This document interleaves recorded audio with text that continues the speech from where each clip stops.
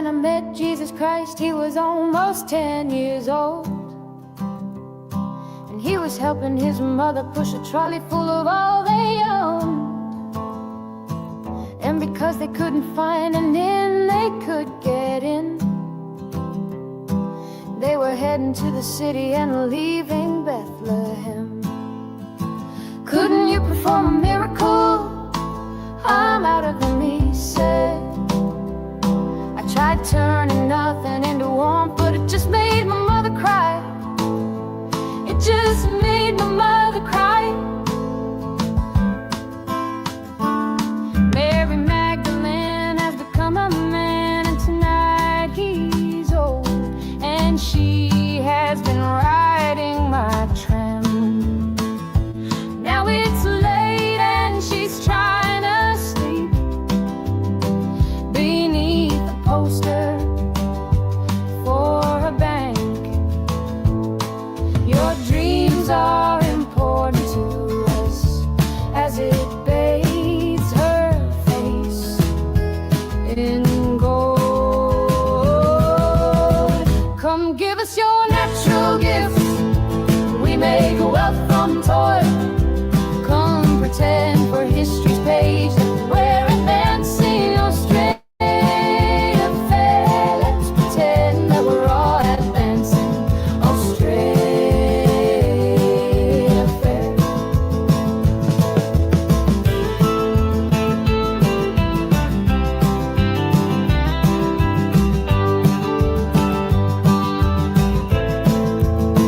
Back down the road I found the church we built on the black man's bones was empty, and out the front a sign read all but sold. A sign read all but sold. And we all owe so much money, but to whom we're not quite sure. So head down, we just keep running along our fading golden shores. So head down, we just keep running along our fading golden shores. Come give us your natural gifts. We make wealth from toil. Come pretend for history's page that we're advancing Australia fair. Let's pretend that we're all advancing Australia fair.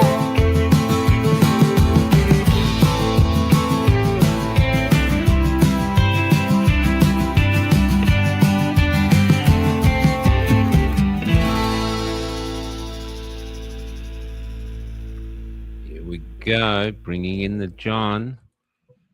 Yes, I'm here. How are you? How you doing? Oh, you can see my sadly renovated kitchen in the background. Well, I'm still in Perth, stuck here waiting to see if the what's going to happen with the war and the fuel prices and stuff. So I'm in Perth. You're in Sydney, and who've we got on today? Yeah, you're a war refugee in Western Australia. War aren't you? refugee. Can't escape. Yeah, I've seen other stories about people who can't afford to get back across the Nullarbor and all that. And EVs, electric vehicles, they can't get across the Nullarbor. Yeah. Anyway, we have a the privilege, which of is having ironic Steven because they're Nowakowski. driving over huge fuel under, like this much dirt, and there's all this petrol. We're on top of it. Unable. Yeah, it's crazy. It's crazy. Can't get that. Yeah, it's great. Anyway, today we're joined by Steven Nowakowski, Vice President of the Australian Biodiversity Alliance and a lifelong champion for Australia's natural heritage. He's done some fantastic work, I have to say. A widely published nature photographer with over 30 years' experience capturing the country's unique landscapes and wildlife.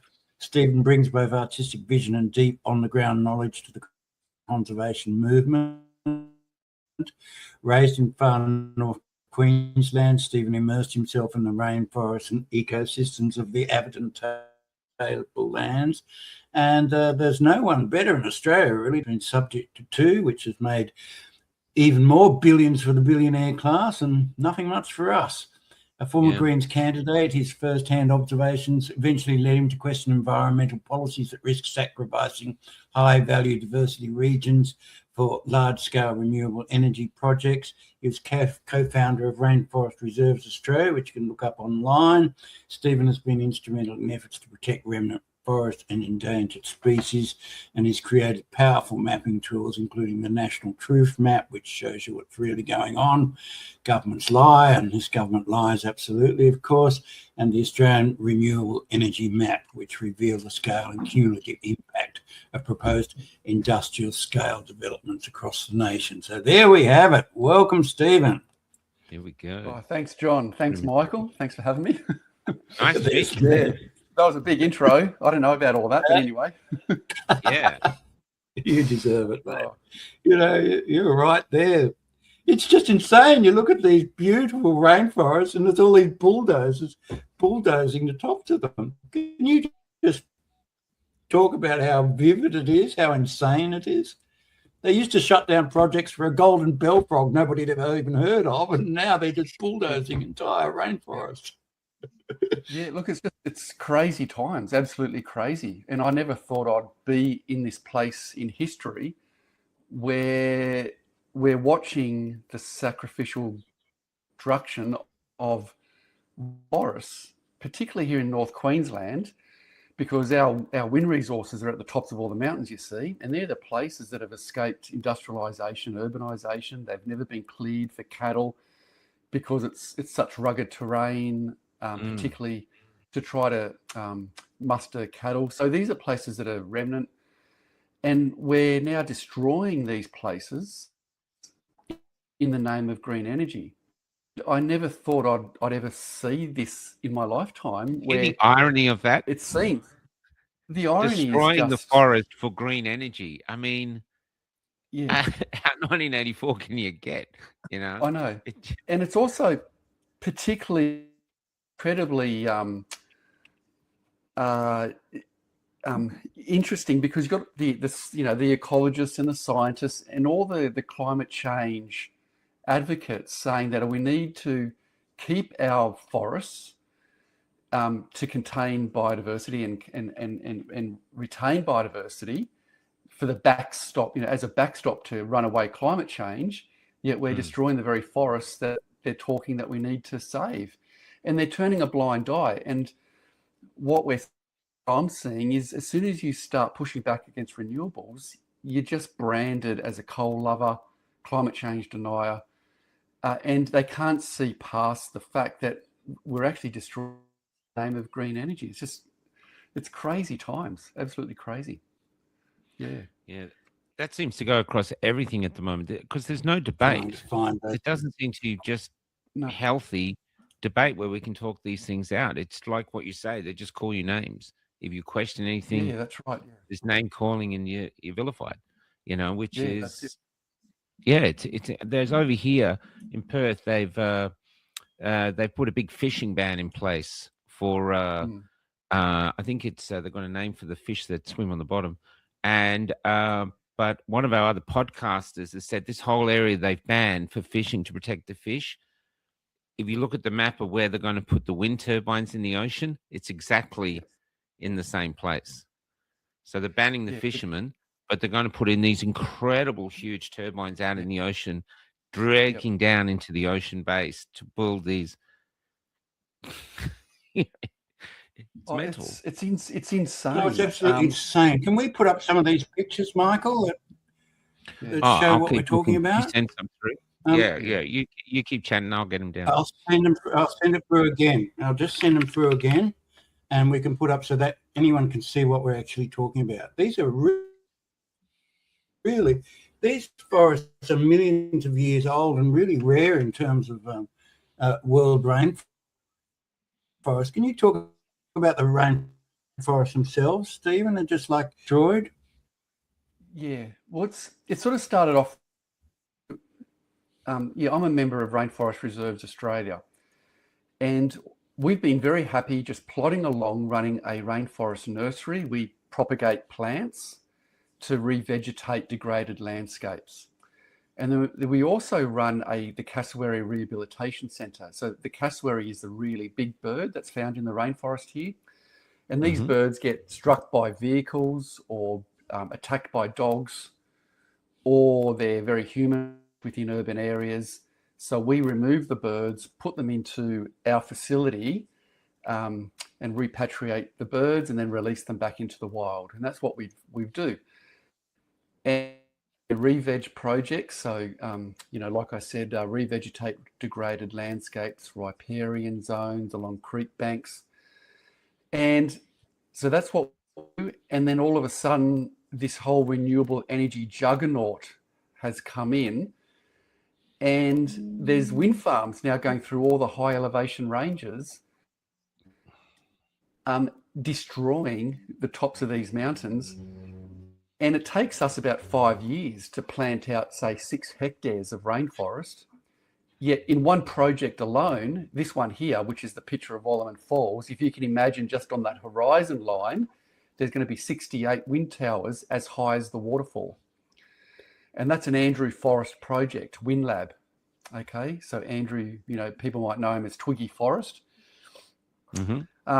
So we're going to destroy places.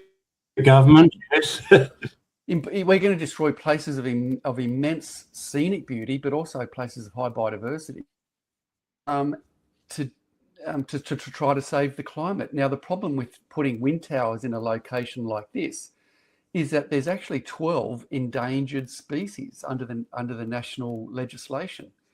Now, if this was a coal mine going in, it would never. Well, first of all, the mad if a coal mine or gas plant was going into this location. But because it's renewables, the entire conservation sector doesn't want to know about it. But the problem with a renewables project going in this location is that it's going to wipe out a whole magnitude of raptor species, bat species, diminish the rich insect life that's there. So birds like the red goshawk. The red goshawk is the holy grail of raptors in Australia. There's only around 70 pairs left. It's called the red goshawk.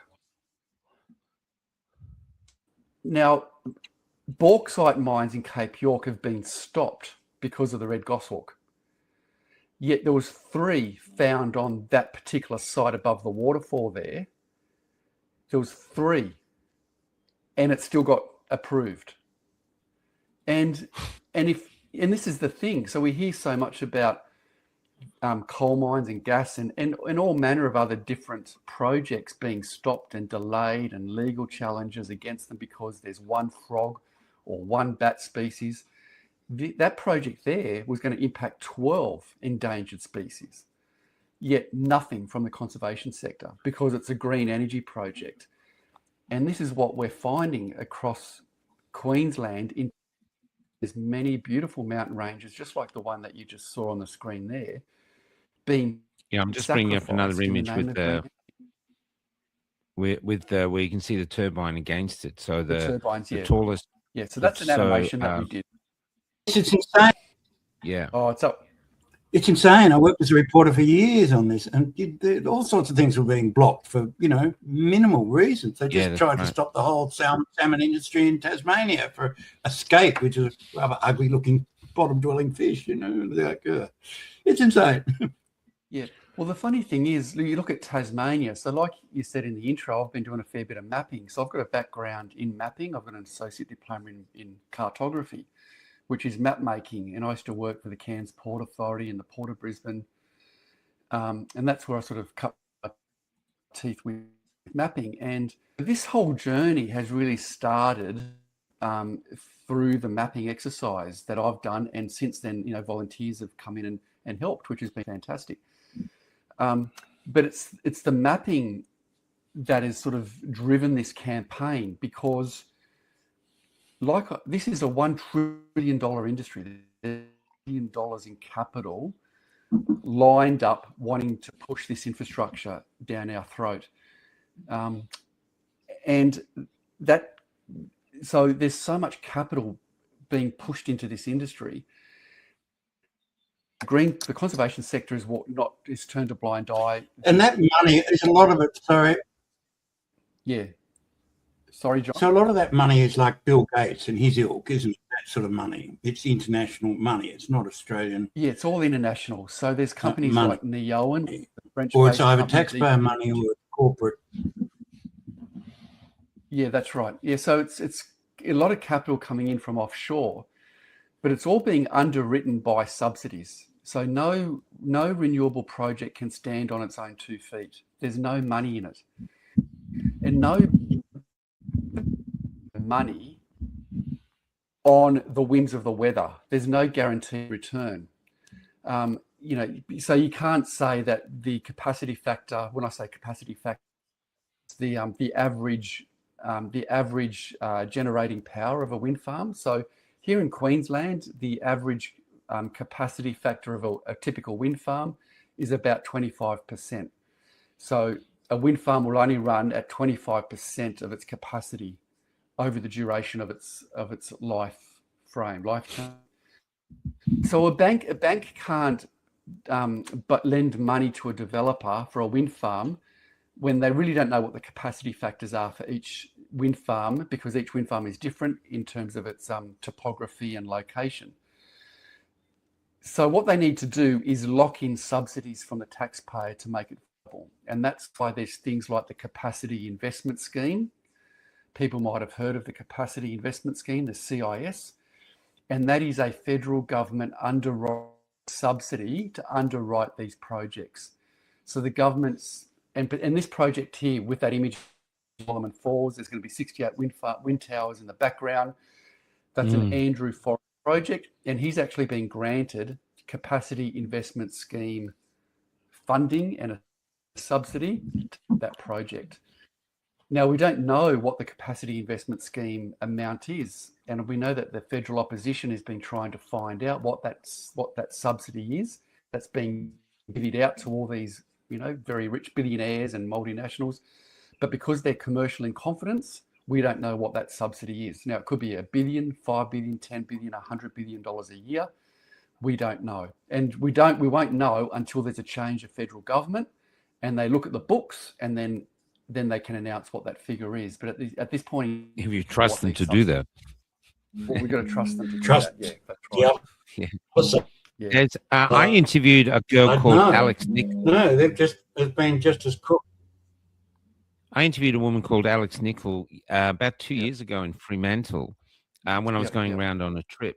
And she'd worked for the Liberal Party as a researcher, and she did this short video that just went uber viral where she said they're a scam. Most of the money goes to offshore. Most of the subsidy goes offshore. And anyway, I didn't do any follow-up. I just did it. It was an interview I did on like 3 or 4 that day, put it up, went everywhere. Then Four Corners did a hit piece on her and got her on to prove that she was wrong. And the next day I got her back on to say, well, why don't you tell us everything that Four Corners cut out? The following day, Facebook gave me a 10-year ban for that. 3,649-day restriction for posting her. And all she was doing was balance. We just said, look, we don't know. We're just hearing a voice. And so we've had to rebuild on other Facebook pages. We had 100,000 people on that Facebook page. It was a big page. Gone. No warning, no this, gone. That was it. So there's huge money behind this. It's huge money. And so that Four Corners, I was on that as well. And and I was given the understanding by Mary Morris, the producer, that they would do a fair story. And I thought, well, this is our chance to actually show what is happening on the ground in terms of impact on biodiversity and natural habitat. And they interviewed me first in that program. They started the story, and we met in Gladstone. And I actually had already arranged, they tied it in with me meeting Colin Boyce. Colin Boyce is a National Party member for the seat of Flynn. And he arranged for me to go down to the seat of Flynn and do 3 meetings to his, because that is ground zero for renewable projects. And I'll talk to anybody and anyone about renewables. And I said to Colin, yep, I'll come down. I can't afford the flight. Somehow, pay for the flights and put me up in accommodation. I'll come down. I'm a volunteer, I need to work full time. That's fine. So he said I stayed in his unit in Gladstone. So I flew down.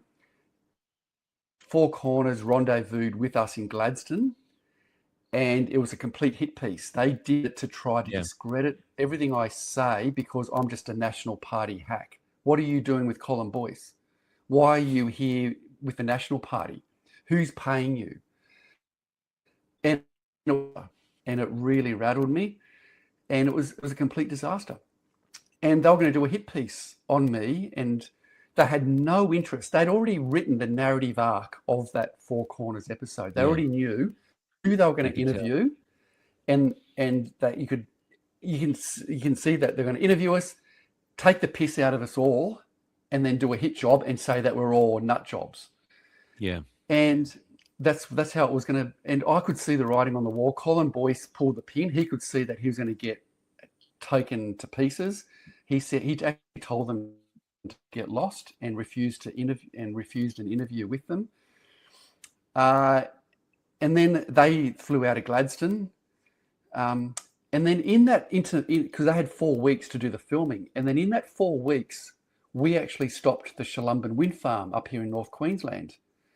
So we stopped. So our community here was very strong. We had traditional owners and conservation groups and neighbours and locals. We had a successful campaign for that bloody wind farm, which is in beautiful rainforest country. And then Mary Morris from Four Corners called up. Oh, you've had a win. We'll come back and interview you and talk to you about the win. And I said, yeah, but it better be a positive story because this isn't going too well with what you did in the first interview. So then they flew back up to North Queensland. We had an interview. Things sort of turned around a bit, and they sort of made out like I wasn't a nut job. But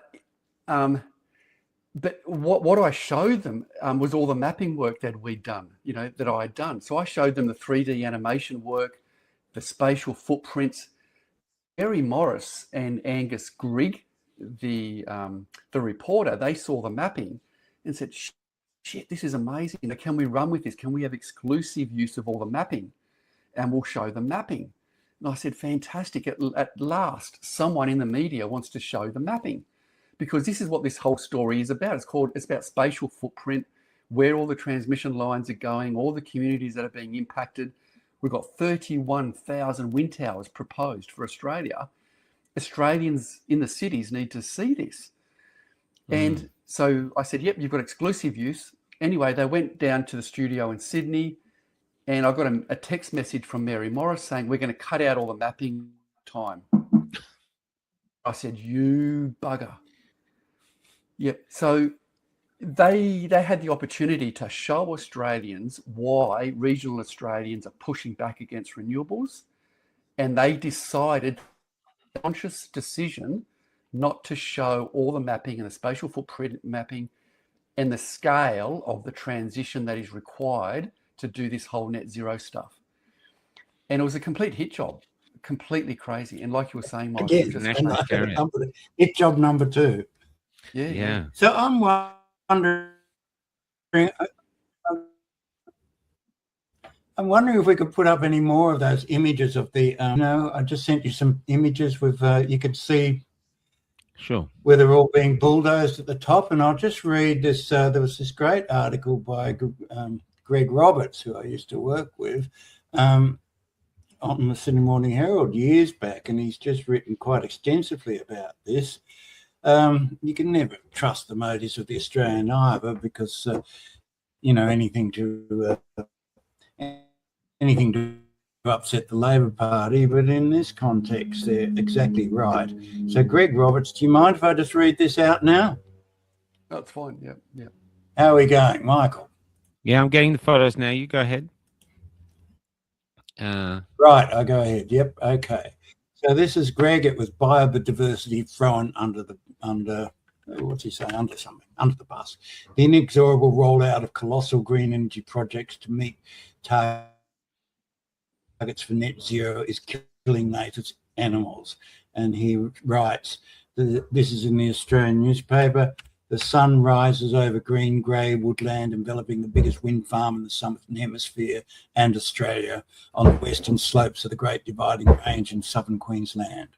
Dozens of vehicles roar past at speed in the early morning light, transporting workers and contractors to the McIntyre Wind Precinct from their accommodation in the town of Warwick, 50 kilometres to the east. In the motorcade's wake, the carcasses of freshly mown down native animals litter 5 kilometres of sealed road, linking the Cunningham Highway to the wind farm entrance. A black striped wallaby lies in the middle of the road. A joey in its pouch is also dead. A flattened echidna is a mess of crushed quills. A rufous bettong lies near a sign warning drivers to take care because koalas cross the road. Close by is another black striped wallaby, a young male. Drivers don't slow down. Later in the morning, the carcasses are removed. If this happens every morning and the wildlife toll also rises along the highway from Warwick, as seems likely, the carnage overall might be substantial. Welcome to the green revolution as Australia rushes towards its goal of net zero emissions by 2050. So just mind-blowing the damage these people are doing, all driven by money, I would say. Driven by money. And also, it's ideology. Yeah, it's the ideology. But I've been living on the road for 4 years now, going town to town, and the wind farms are everywhere. You come when you start going across the Nullarbor past the Juna, all this slow mountain range is just covered in them. We went to Broken Hill, and Broken Hill told us a story where they ran out of power and literally had intermittent power for 10 days. It didn't seem to make much news. But Silverton, which is just near Broken Hill, has numerous turbines, and they could not power Broken Hill, which isn't a huge town. They couldn't do it. It was just, they're just there. And we go, I mean, we're going around and we sit there sometimes on days where, the wind's blowing quite well, not like hurricane, and they're not moving. Other days you go, it's hardly moving. It's I don't know. We hear stories on the road from things of solar panel farms are actually not connected to the grid at all. They're just there, these huge things. And people who work there going, we're not connected to the grid and we can't say anything, we'll get sacked. So there's just sort of this rort going on. That's how it seems to come across. And what Alex said was that for the coal-fired powers to work, this is what she said, is you need constant power. So the constant thing coming in, they keep the power steady, where the wind turbines come in intermittently and they can't really always use it. Something like that, she said. So it's not, and you said there's only 25% they get to use. I mean, capacity factor, is it really worth all this investment for 25%, especially when for AI now, apparently they want to go back to nuclear because they're realizing around the world that these turbines can't power AI, No. And that's the thing, like, if you want to get to net zero, well, net zero means you've got to decarbonize the manufacture of aluminium and steel and glass and production process. You'd also need to try to find a replacement for synthetic fibers and bitumen and plastics. So there's more to than just driving your car. There's ammonia, urea, all the farm materials that you need for fertilizers, which all comes from the production of fossil fuel. So there's a lot more to it. But in terms of, like you said, with the coal, the coal plants are designed to run at a constant pace. But what's really killing the coal power stations is rooftop solar. So rooftop solar is really punching in a lot of solar in the middle of the day, and then the coal plants need to wind down. And by doing that, damaging the coal plants are being damaged. They're not designed to ramp up and down every single day of the week. And that's what's doing a lot of damage to the coal plants. Yeah. We need the coal plants because I watch the national electricity market every day, and for the last 7 days, there's been a wind drought in New South Wales and Victoria. There's been no wind right across the whole state.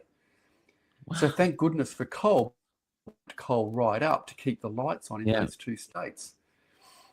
So the thing with renewables is that you need to overbuild the system, overbuild renewables, because like I said, a wind farm only runs at 25% of the time.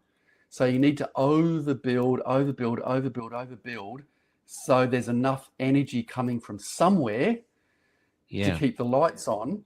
However, to do that, you need to put in thousands and thousands and thousands of kilometres of new transmission to hook all this infrastructure up.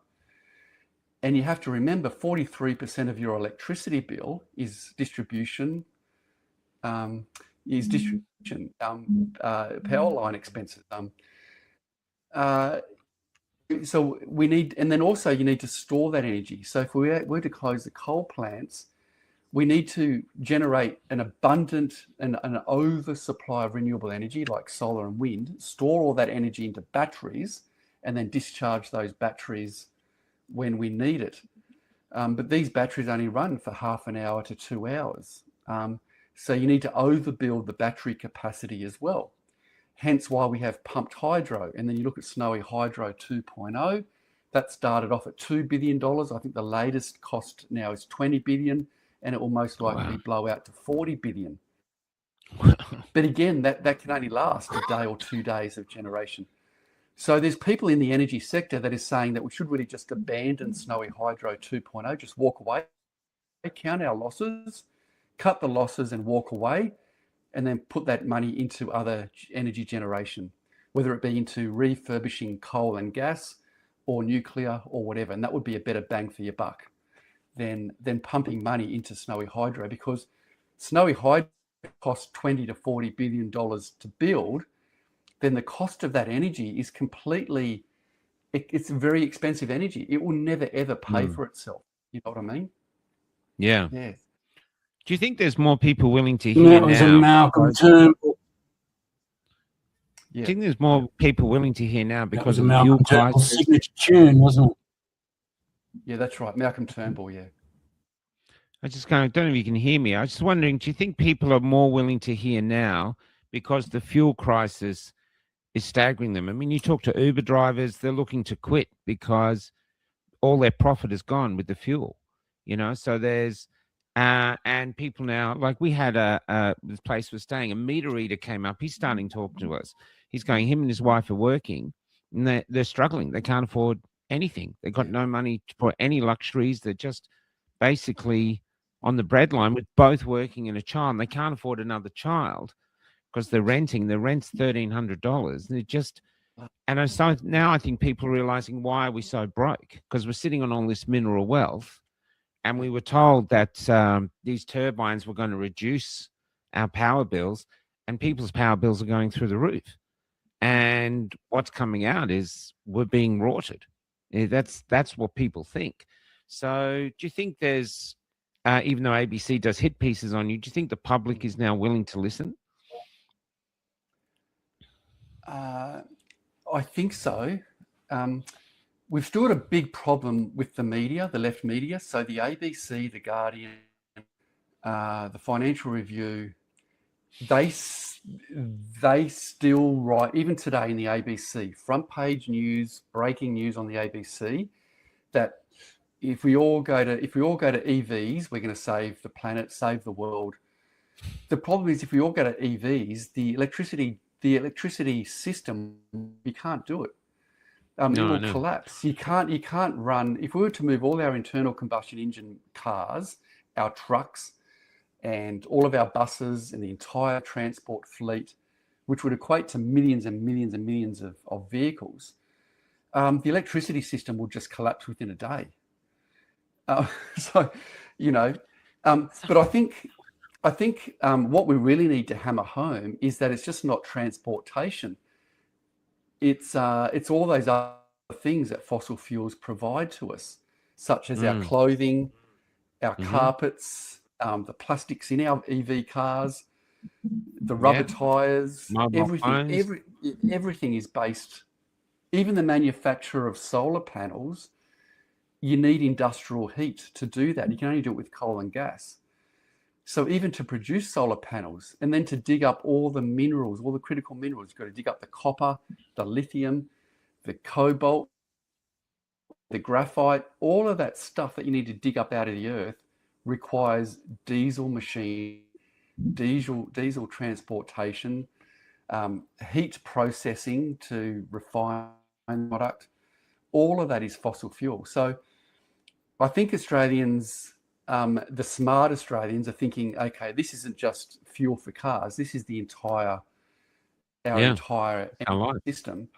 Yeah, and I think that people are going to start asking questions. Michael, we've got so much of this. Is it a scam? Do you think it as a scam, or I think it's I think it's a scam. I think it's a scam because you look at Germany. Okay, so what other country has tried to do? Germany. So Germany's tried to go down this 100% renewable path, and they've now spent well over $1 trillion, 1.3 trillion. They have about 41,000 wind towers in their country. Yet they are still completely reliant on coal and gas. And they're still one of the highest emitters of CO2 in Europe. It's made no difference. And we're following that path. They've lost their industry. So BMW and Mercedes and all these, VW in particular, they're now offshoring all of their manufacturing. And they're going to places like China, India, and Indonesia, where they burn coal, cheap coal, to manufacture products. And we're doing the same here in Australia. So we're deindustrializing. So we've lost our, we don't manufacture industrial glass anymore. So the last glass factory moved offshore. We don't produce any fertilizer in this country anymore because power prices were too expensive. So we're offshoring all of our manufacturing to China, India, Indonesia, who are burning. And we hardly had any left. So it's not like we had a huge, the manufacturing we had was struggling. Was like a little pocket of manufacturing that's all going as well. Yeah, well, that's right. Yeah, it's all going. We're industrializing. So we're south of Germany because Germany closed down its nuclear plants, and now the energy sector is going, that was just absolutely crazy. And I wouldn't be surprised that within the next 5 years, they'll start refurbishing those old plants. There's some there that they haven't, and they'll refurbish those and get them back online because it's they've got an unsustainable energy system. And we're following that path. And I think Australians are slowly waking up, but we need to wake up quicker. Yeah. But it's almost like an ideology, though. It's not, it's like a religion. It's like, well, to be honest, it's like a lot of things now. You can't question the trans thing. You just can't question it. They're putting puberty blockers on the kids. You can't question it. Vaccines is the thing. You can't question vaccines. You just have to trust the science. You just can't question. And now here with climate change, the same. If we put anything up, people go, "You're climate change denier. You're climate change denier." That's it. That's their argument. They just dismiss you. And yet now, though, of course, it's coming down to the back pocket because here we are supposed to be the richest country in the world, and everyone's struggling. Everyone's getting to a point now where some people are thinking, how do I feed my children? That's how bad it's getting out there. Whilst we're sitting on, we've got so much coal reserves. We should have the cheapest power in the world, to be honest. We don't. Whether you want to burn or not, must be processes they can use to make it cleaner. But here's where we are. Yep. So in terms of energy sovereignty and energy security, our own coal is we can keep the lights on for another 1,000 years here in Australia. That's right. But with renewable, it's all Chinese-made technology. So we're completely reliant on Chinese components, Chinese-made infrastructure, which I think Alex would have told you that we have no idea what devices they're putting into this infrastructure. They could shut down all our turbines, by the press of a button. and shut down Wow. our energy system. Well, they could shut down our energy system. I get it. There's wind turbines made by Goldwind. Okay, so Goldwind provides most of the wind turbines to Andrew Forrest for Squadron Energy and WindLab. The Chinese-made wind turbines. Who's to know that there's not technology or there's technology inside those turbines to enable the Chinese Communist government to shut them down whenever they want? Yeah. Goldwind also own the high voltage transmission lines in Victoria. They've bought the transmission lines. Here in Queensland, our transmission infrastructure is still state owned. We own it. The Queenslanders own it. Our government owns the transmission lines, Powerlink, and a lot of our coal plants, well, most of our coal plants are actually still state owned. They haven't been privatised yet.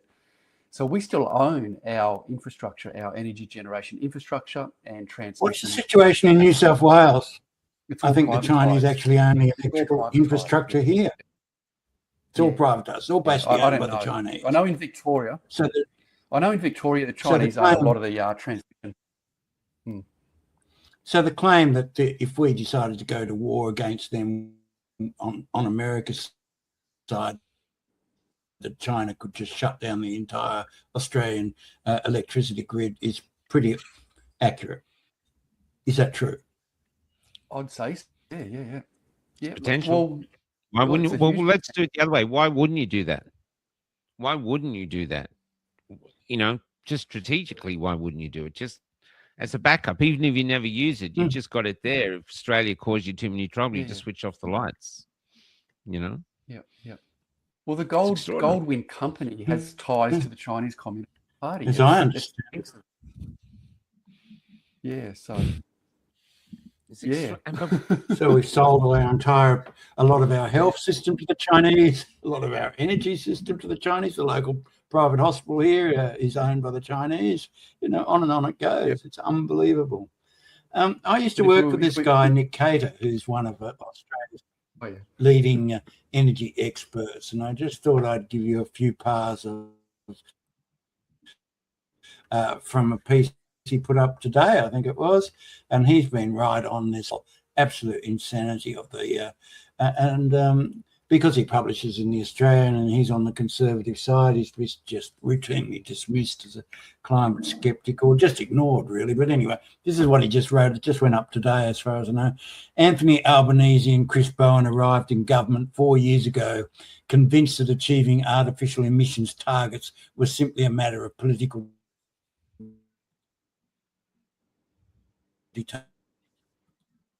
determination. Coal-fired generators could be closed in a sequence on the road to net zero. It's encouraged to continue on this deluded path by an army of bureaucrats, advocacy groups, and media cheerleaders. Yet few, if any of those in the room, had much practical knowledge of the energy system or the complexities of the grid. Engineers and economists had little, if any, say in drafting the government's clean energy roadmap, which was set by arbitrary targets with almost no allowance for technical constraints. Late last week, as the attention was on fuel prices, we learned that the government was dipping into its so-called green bank to lend close to $1 billion to Snowy Hydro so it can provide reliable power around the clock to an aluminium smelter in the Hunter Valley, and on it goes. But this is it's out there. A lot of people are saying this. You're like a reformed smoker. You're a reformed greedy sort of thing, you know. All of this information is out there, and still they plough on. Wow, Right, that's looking. Yes, what you're seeing there is there's a turbine pad going where that truck is, Yeah. and then they've cleared up to the edge of. There's actually a gorge there. There's actually a river that flows in between, and they're going to hang the high voltage transmission lines across the gorge and connect it over to the other side onto that ridge line. Yeah. And then they'll right across that. See a bit of clearing that on that top left, so they've started clearing up there. But basically, every high ridge line you see will have wind towers on them. So this is the Lotus Creek wind farm in Queensland, central Queensland, just northwest of Rockhampton.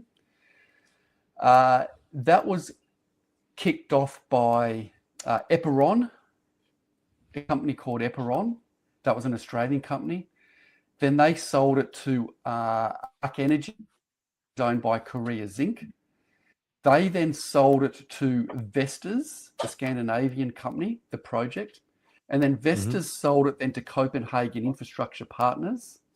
And then Copenhagen Infrastructure Partners to CS Energy, which is the state government owned corporation under the previous state Labor government. And they paid 1.3 billion, that's with a B, billion, for this project. And every time that sale proceeded, each company made $100 million, 100 million, 100 million, 100 million, 100 million. And then we as taxpayers bought it off Copenhagen Infrastructure Partners for 1.3 billion. And now we've contracted Vestas to build the project. And this will be 48 wind towers. So 48 wind towers, and it will provide basically nothing to the Queensland electricity grid, like nothing. It's just crazy. And this is the crazy. It's beyond crazy. Look, it sounds crazy from one point, but someone somewhere is making an awful lot of money, and that money's got to trickle down. So somewhere, someone's corrupt. The corrupt is off the scale, and we're seeing it across the country. It's. I know. I'm going to interview some fishermen here. There was a big meeting here where the minister came down to say why they're doing the fishing, why they're shutting it down. And there's not just fishermen, there's charter boats, there's recreational fishing. But the science is incomplete. The science doesn't actually prove that it's necessary to shut it down. And they're just doing it. It's like we're on our country sort of on this crash trajectory. It seems to be wanting to crash us.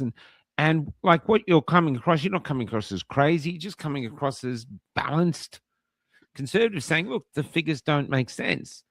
And yet you're seen, like what Four Corners does, they just attack you. So they're defending this. That's why I think it's like a religion. You can't debate religion.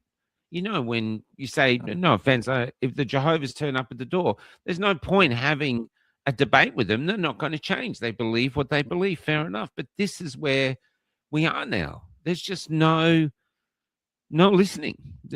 And yet we're costing it. We're going sort of down with the ship. That's right. Yeah, it's extraordinary. Well, from an environmental perspective, this is absolutely catastrophic. We're seeing the fragmentation of vast amounts of really good, high-quality forest in Queensland. But from an economic point of view, we're seeing in real time the destruction of my children's future. They won't have the ability. Or the opportunities to work in industry or manufacturing. They won't have the ability to work in high value, potential agriculture because we don't have the resources. They won't have the ability to do the things that we've been privileged to be able to do because we're going to send all of our manufacturing offshore. And we're going to turn into just a country that serves up coffees and teas and that's right. And education. So we're just going to be taking in millions of students per year, charge them a fortune to get their PhDs and degrees, and then send them to develop the technology to make the world a better place. And that's all we're going to be doing. So we're going to our GDP is going to come from foreign students. Crazy. It is. It doesn't make sense. We got this. This is where we are now. It's the word that most Australians use now is baffled, and everyone's talking about it. There's. I was laughing because Albanese got booed by when he was in Bondi by the Jewish community. Then he gets booed by the Muslim community. And if he drove past a petrol station, the rest of us would be booing him too. There's, and yet he goes along, everything's happy, Australia's doing so well. It's like you're in some sort of dystopian nightmare almost, where you just, I can't unsee that's what right. I can see. It just doesn't make any sense. I mean, look at this rainforest behind you. The North Yes. Queensland rainforest. I lived in Townsville and Cairns. We went up to Cape Tribulation when we were kids. That was in the late 70s when there was no tourism infrastructure up there. You know, you could camp on Mission Beach. Cape Tribulation was just forest. But you go through the forest, it's just so alive. There's life on everywhere. Where you'd live, there's just, I can't believe when I'm looking at this forest or the destruction these guys are doing, that there's not species that might be endemic just to that little piece. You know, isn't this what we're about? Saving, protecting this life. I mean, that John was right before. They couldn't get it made because they found a new frog. That was where it lived. Forget it. Nothing's happening. Yeah. But here we are now just ripping off the tops of mountains for turbines that don't work. Tops of mountains, you know, it's just in turbines that don't work. Millions of years to grow that rainforest. You know, it takes millions of years to establish those ecosystems the way they are. Mind blowing, and they're so beautiful. Yeah. So there's a lot more to it as well. So there's a thing called low frequency sound or infrasound, and it's a real thing. Oh yes, and it's having really big impacts. Okay, on people and neighbours. This is where the turbines are. Yeah, I have heard of this. Farmers have been complaining about it for years. It makes them feel sick. It makes everyone sick in the area. Yeah. Yeah. So if you can imagine the new generation wind turbines, so the ones that are potentially going to be built here in this picture, they're 250 meters high. The blades are around 85 meters long. Each blade is 30 ton. So 30 ton. The nacelle, the center gearbox, is around 300 ton. Yeah, the nacelle, 300 ton. So that's why they need to build these roads at 50, 60 meters wide. So they need a sweep area for the blades to turn around and get up these hills. Yeah. And then they need to knock the tops of the mountains off where the turbines are going and compact those pads to hold an 800 ton. So the 800-ton crane to lift the 300-ton nacelle gearbox. So that's why they need to do so much civil earth moving to get these components into the locations. Now, if you can imagine a 30-ton blade as it's rotating and sweeping past the tower, there's a huge compression of air. And that compression of air can radiate out for kilometers and kilometers away. And it's a low frequency sound and it's inaudible to the human ear, but it causes a lot of problems. So neighbours up here in North Queensland, they're nauseated, headaches, severe problems, lack of sleep. So there's been lots of court cases in Australia. Does it affect animals as well, birds and animals? Well, they do. It does. But animals don't have the legal rights like humans. Yeah. So it's a lot easier for a human to take a multinational company to court and say they're being impacted by low frequency sound than koalas because they've got no say. Yeah. So this is a really well phenomena, and landowners have been suing wind farm companies now for the last 2 to 3 years. But you don't hear if it goes to court, then the judge could then demand that the wind farm operator shut those turbines down at, say, between 8 p.m. and 6 a.m. every night. And that is catastrophic for these wind farms. So the wind farm companies just pay out the neighbours. They sign non-disclosure agreements. It doesn't go to court, and then no one hears about the case. And that's what's been going on in Australia. But we are hoping to... Yeah. Just rotting. But what we've got now is a guy called Dr. Roger Martin. He's one of Australia's most preeminent koala experts. And he's been monitoring koalas. And he radio tracked a koala up near Caban Wind Farm near our place up here. And what he has found is koalas generally will not go within 5 kilometres of a wind farm. Oh. And that's because they can sense that low frequency sound. Yeah. And they try to keep away. And So this science is starting to come in. Mind you, none of this science is being done by academics or university professors, because there's no money in trying to ascertain the impacts of renewable projects. So the retired scientists who are doing this work and volunteers, because there's no academic space. Because if an academic goes, I want to get a grant to try to monitor the impacts of low frequency sound on greater gliders or sugar gliders or koalas or amphibians and frogs, they'll go, but it's to monitor the impacts from renewable energy projects. They won't get the funding. If it was a coal mine, they'd get the funding, Yeah, the same applies.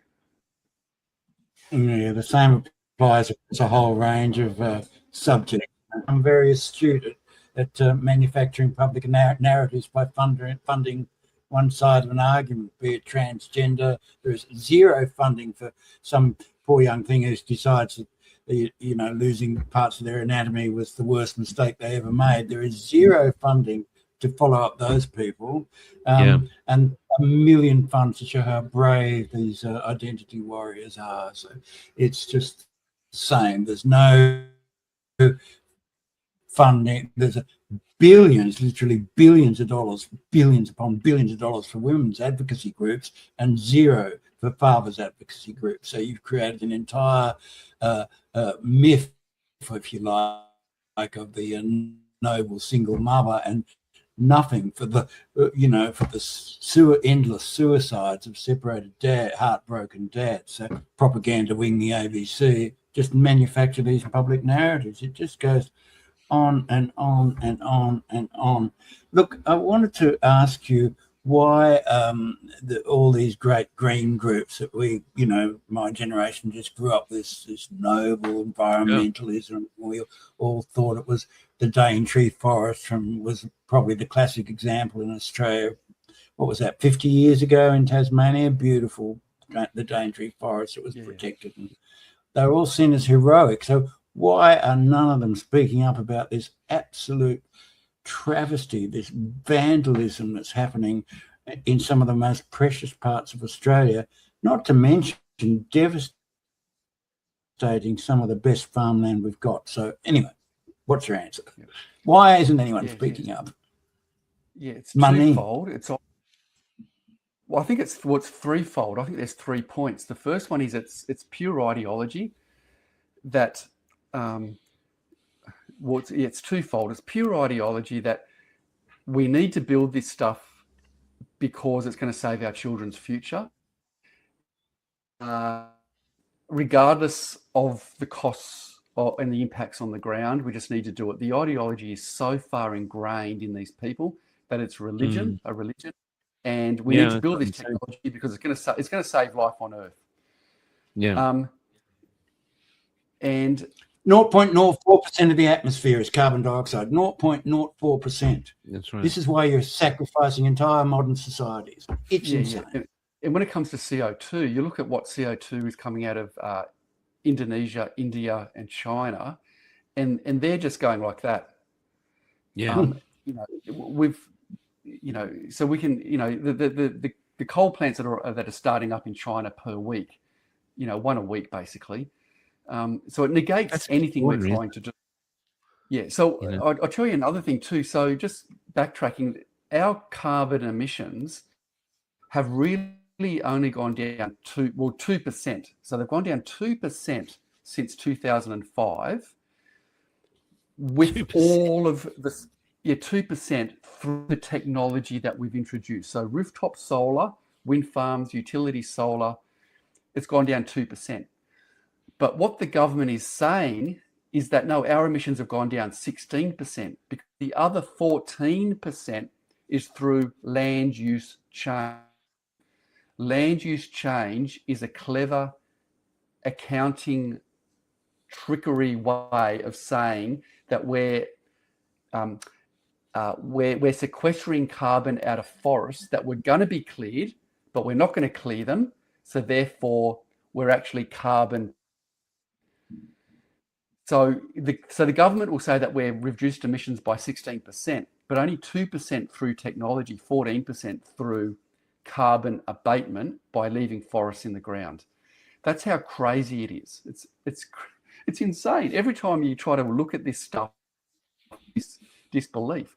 So we're going to go and spend $1 trillion. I don't actually understand that. Can you explain it again? Sorry. I've actually got a explain graph. that trickery again? The trickery is... Oh, yeah, we should talk about the truth map, what it is and everything. Yeah. The trickery is... So in Queensland, for example, historically, we've cleared about 700,000 hectares of forest per year. And the government introduced... Yeah. A lot of it was regrowth as well. So woody regrowth, most of it really, which is what we call CADEX land. It's land that's regrowth, and farmers will clear that regrowth for pasture. But about 700,000 hectares of woody and a little bit of remnant. And then the state government brought in the Vegetation Management Act, and our land clearing has now gone down to about 200,000 hectares per year. So that 500,000 hectares of avoided land clearing is now a part of our carbon and our carbon emission accounting for the Paris Agreement. So we're using that as a way of saying, okay, we have our emissions from industry and transportation only 2%, but we've negated carbon from going up into the atmosphere by 14% by leaving these forests in the ground that we were going to clear anyway, that landowners were going to clear, but we stopped.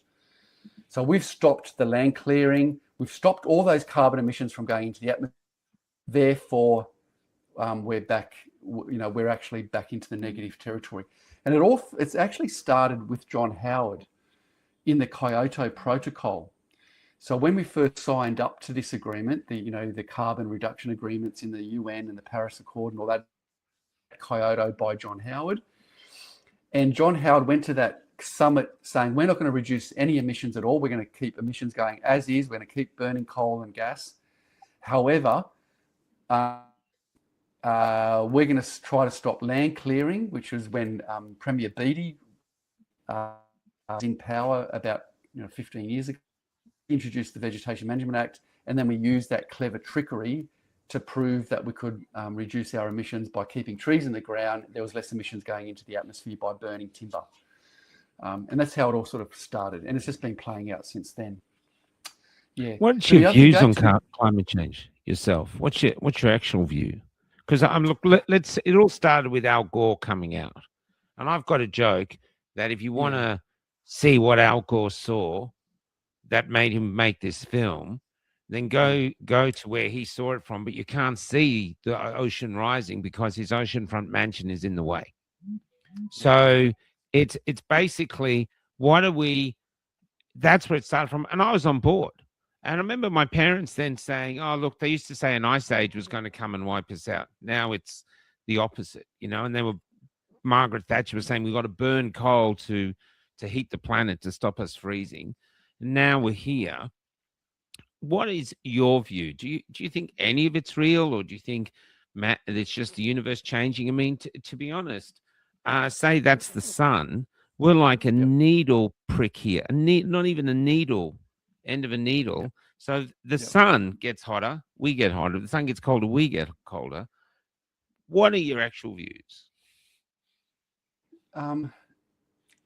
Obviously I was like you. I believed in the climate change narrative, and it's visible. You turn your car on, a pollutant comes, or not a pollutant, but CO2, which is tree food, comes out. You can physically see. So it's very easy to tell people there's black smoke coming out, which equates to pollution, which is going to destroy life on Earth. So it's quite an easy narrative to sell. And then they go, okay, well, what we can do is generate renewable energy and use the wind, and it's going to stop the pollution. So my attitude is I really don't know about climate change. What I do know is that whatever we do is not going to make any difference whatsoever. When you look at what other countries are doing in terms of burning CO2, Indonesia, India, America, everyone's burning. We're doing the same.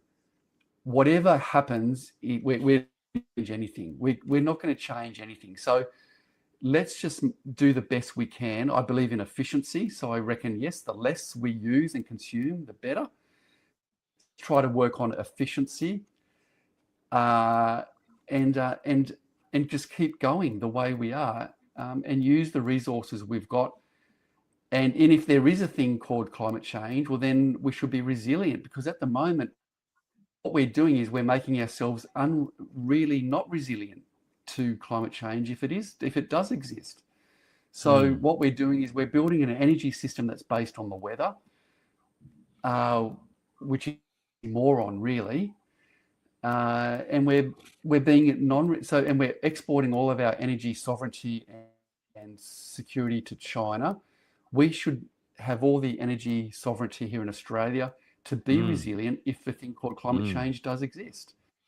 Yeah. And whatever we do is not going to make any difference whatsoever to the climate. If the climate is changing, we're not going to make any difference. We're only 1%, and that's getting less and less every year, our emissions globally, because China's going like that. India's going skyrocketing, Indonesia. So our coal extraction has plateaued, and then Indonesia taking off what we were going to extract if Adani didn't, you see, so the Adani coal mine was going to dig out X amount of coal, curtailed, and now Indonesia has taken up the slack and is actually extracting the coal that we were going to extract, but their coal is far dirtier. So we've actually enabled Indonesia now to extract dirtier coal and burn dirtier coal we would have here in Australia, jobs and the energy security based in this country. So it's just crazy. In terms of climate change, if it does exist or not, it doesn't really matter, because whatever we do is not going to make an ounce of difference. So they're basically destroying the entire energy system of Australia for absolutely no reason. So we're destroying our energy system for no reason whatsoever. We're destroying everything. We're destroying our children's future and we are. Our resilience and security by going down this path of spending $1 trillion on wind farms and solar and transmission and pumped hydro and best batteries for no reason whatsoever. Yeah. But just going back to the conservation groups, there's another... What gets me too is that... Sorry, John. No, keep going. Yeah, conservation groups. There's a thing called the Sunrise Project, and that's an organisation based in Australia, and it's an organisation that funnels money from outside sources into conservation groups. Last financial year, $77 million was funneled into conservation groups in Australia via the Sunrise Project. The Sunrise Project is an organisation, charity status, so tax deductibility, and we don't know who donates to that organisation. We don't know if it's Vestas, Copenhagen Infrastructure Partners, Chinese solar manufacturers. So what is happening is all this money is going into the Sunrise Project. All that money is being divvied out to conservation groups, and now they're advocating for wind and solar. And if they talk about coal, gas, nuclear, or geothermal, they lose their funding. And that happened actually to the Coalition for Conservation. Yeah. Alex might have talked, but there's money going into green groups to advocate for this industry. Yeah. Well, we're seeing it the same with feminist groups. There's a lot of women, like we've been doing stories on Iran. The young women over there have been raped and killed before, for protesting against the government. And there's no feminists defending them at all. In fact, the feminists in America are defending the regime. There's everything's topsy-turvy. It's and I do wonder if it's a business model now to actually sell these businesses, because there's huge money being made out of this. Michael Moore a few years ago did a documentary to support all the climate change activists, and actually found out that the renewables was just a scam. Everywhere he went, it was scam after scam after scam. We really haven't heard from him since. He did that documentary, and now he's gone quiet. And so I just wonder if the corporations have found a way of selling their dodgy businesses by wrapping them up in ideology. And it's why you can't question anything. Vaccines, they're an ideology. They're safe and effective. They work. You can't question them. Same thing, but it's a perfect business model. You have to take it. And if anything happens to you, you've got to go for medication. Who do you get it from? Person that gave you the vaccine. Now, here's the, and this is a perfect business model. You can't question it. They're putting it up everywhere, and we're left with the bill. If anything happens, I've heard that the farmer has to pay for the repairs or the dismantling of the turbine. Yep.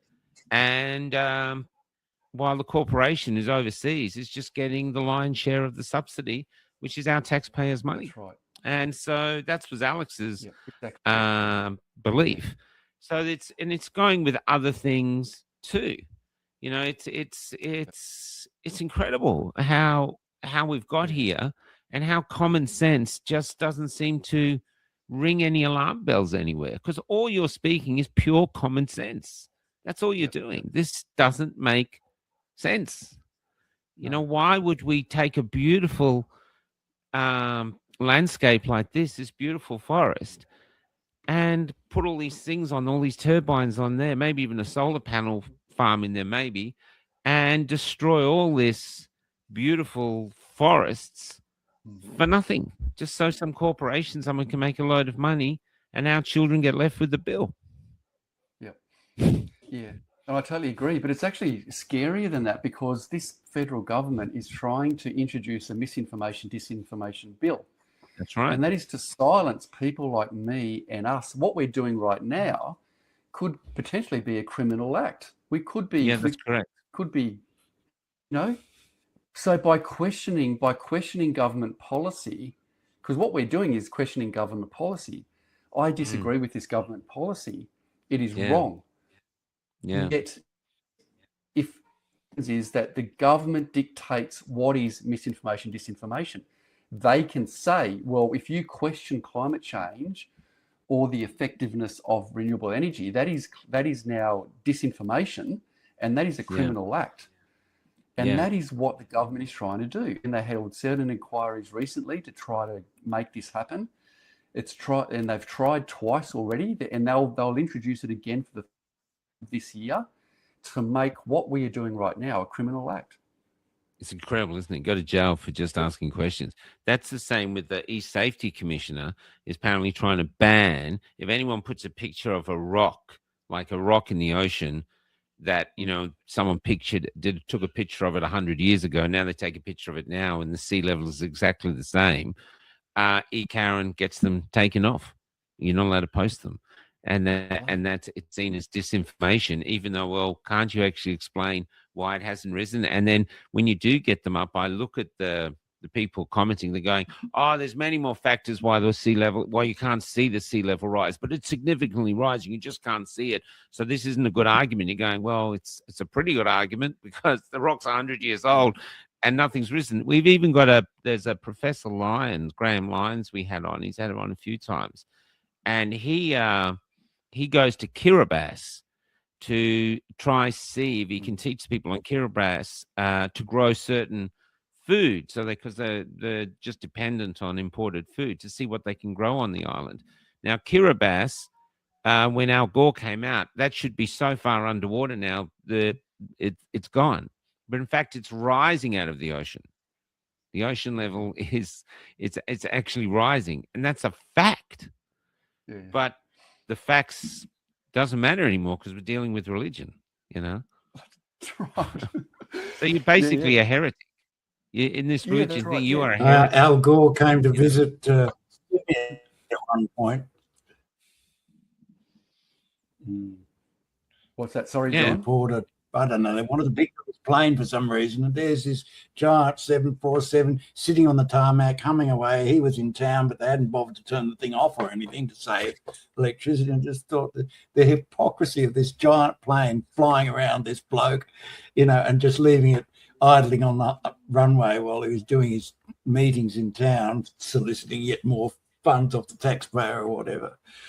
So I suppose we're running out of time, unfortunately, but I just thought we could touch on the politics of it all. Here we are between two ice ages, being sold an obvious bloody scam about a gas that's 0.04% of the atmosphere.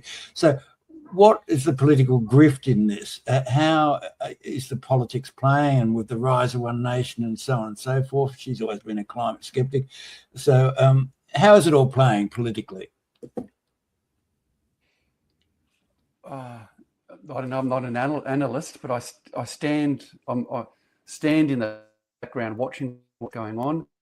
I think Matt Canavan was a good move. I think it's been great that he's now leader of the Nationals. Yeah. But I believe Littleproud has done so much damage to the. Well, he did heaps of damage.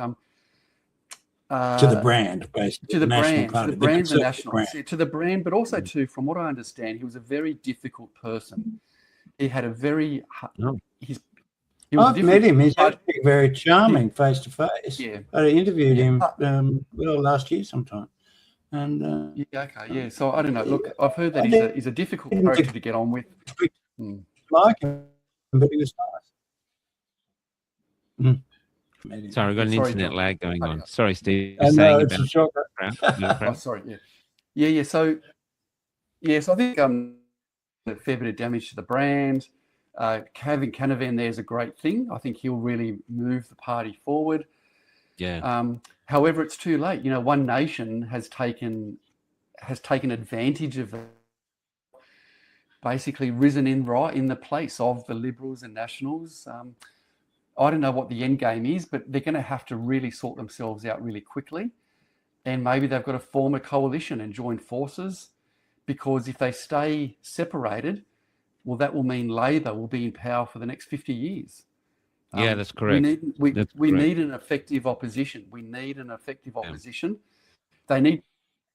stop One Nation and Nats need to stop fighting each other, and they need to fight the Labor Party. And the sooner that happens, the better. Yeah, it's interesting, isn't it? There's, it'd be interesting to see the effect of the South Australian swing to One Nation. Well, that will change the politics of the nation, because there's a very good chance I'm hearing people, well, let's put it another way. When Pauline Hanson first came out, I don't think we ever really thought that she would achieve what she's achieved. And this week, she shaked the very foundation of the political establishment. Yeah. And people admire her because she stands by what she says the whole time. She's never changed. And here she is banging away. And people want change. And there's no other significant party offering hope and change. And she's just offering common sense. So love her or hate her, she's here to stay. And so is her party. And it's even little Malcolm Roberts. I mean, I love the guy. He just keeps pounding away. Every Senate Estimates Committee is constantly getting mocked by Labor. They're constantly shutting down his questions, and yet he keeps pounding and pounding and pounding away. It's almost like an ideological war that we're stuck in, and I see it with. I know Tucker Carlson came out. And I watched him on stage, and he really hit it home to me. He said, I've been around the country. He goes, this trans thing is like a religion. Everywhere you go there, the flags are flying, and yet we can't fly our own flag. We went to country towns on Australia Day, Albany, where we found out yesterday, where our Anzacs left from to head over to Gallipoli, they didn't fly a single Australian flag on Australia Day. I mean, how can that be possible? But this is where we're at. Yeah, it is. It's actually insane. It's sort of, how do you? I mean, we'd love to get other people on to debate. So why don't you get people on to debate? But people won't come on to debate. The only people that have come on are people who've basically said, "Look, on our side, really," because the other side will not come on and debate. Yeah.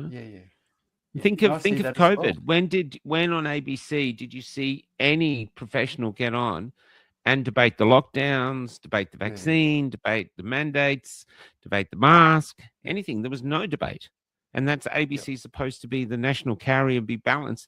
There's no balance, There's just attack of anyone who attack on anyone who challenges the government. The ABC now is like a propaganda choir for the government, you know. Exactly. Yeah. And they did that to you, and they did that to Alex. And I thought Alex was incredibly brave, you know. Yeah, She's yeah. risking. Fantastic.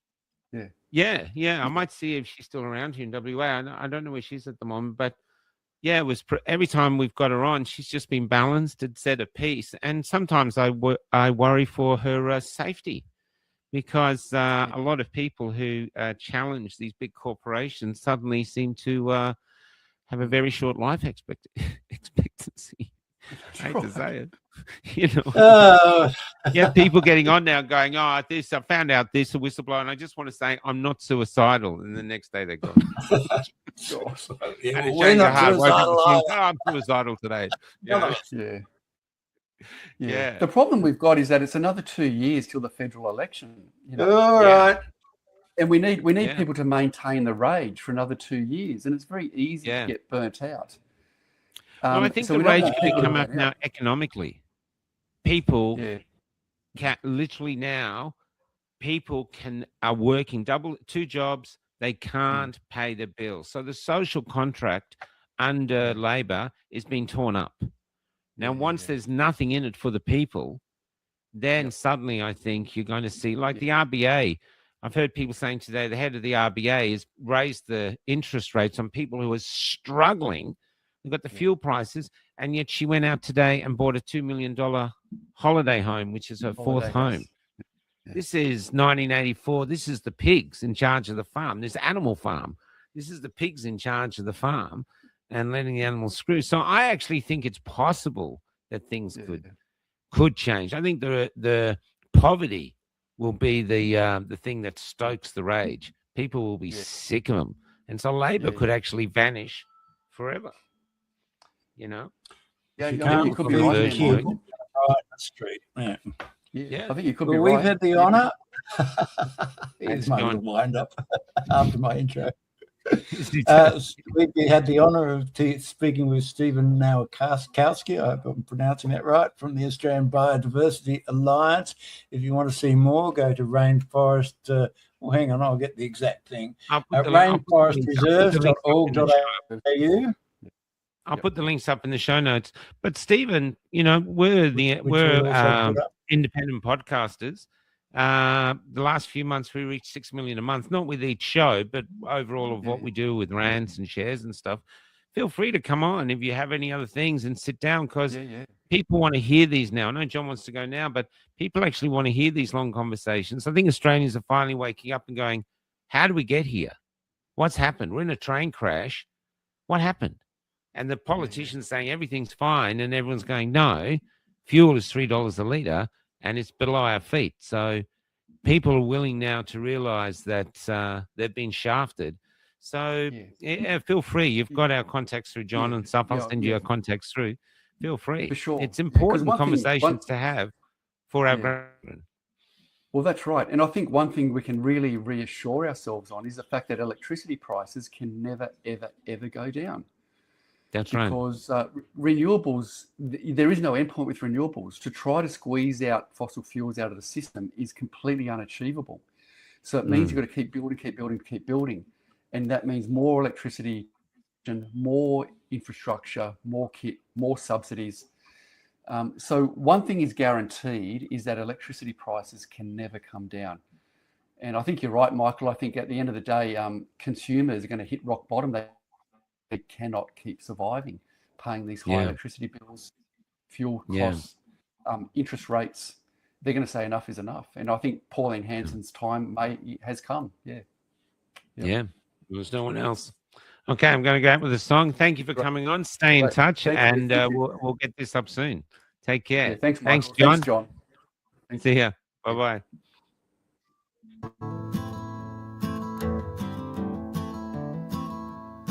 When I met Jesus Christ, he was almost 10 years old,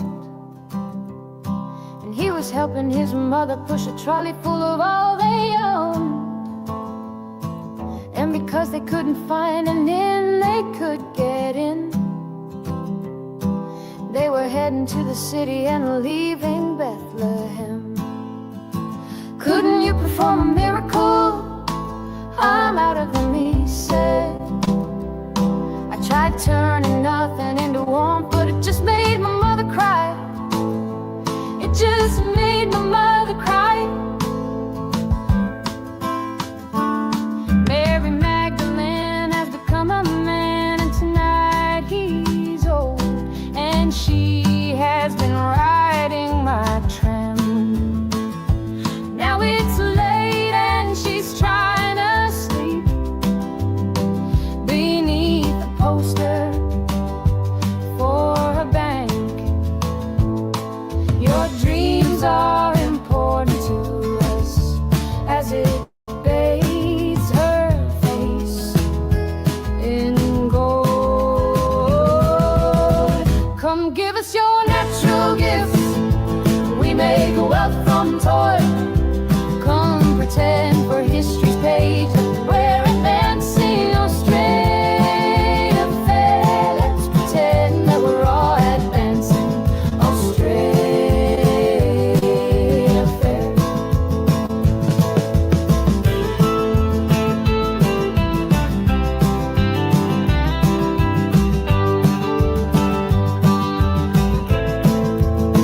Back down the road I found the church we built on the black man's bones was empty, and out the front a sign read all but sold. A sign read all but sold. And we all owe so much money, but to whom we're not quite sure. So head down, we just keep running along our fading golden shores. So head down, we just keep running